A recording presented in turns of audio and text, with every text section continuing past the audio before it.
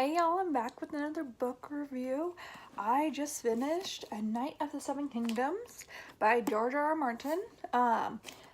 Definitely such a good read, and I loved it because it was like, it actually had a bow at the end, and I was like, yay, a bow! I love like finishing off a story. It feels like it's completed, we're good.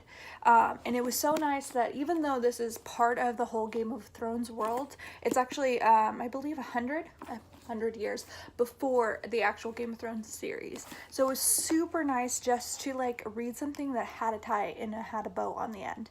I just loved it. Oh my gosh. Such a short, easy read. I mean, it's only like, what, 300 pages? And, well, short, easy read. It's all relative. But, I think one of my favorite parts was actually illustrations. And, like, though they're kind of, that one's, like, graphic.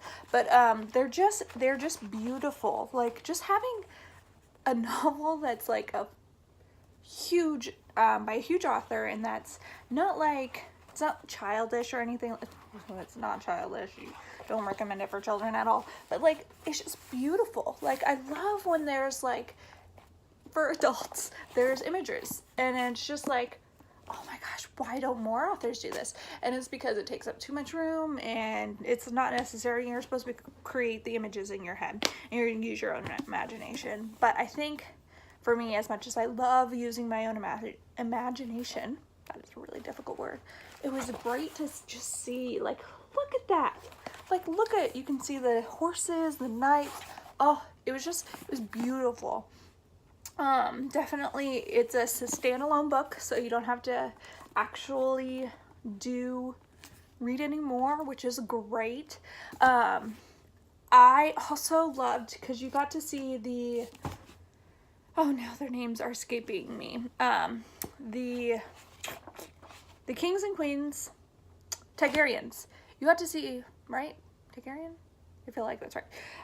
Anyway, the dragon princes.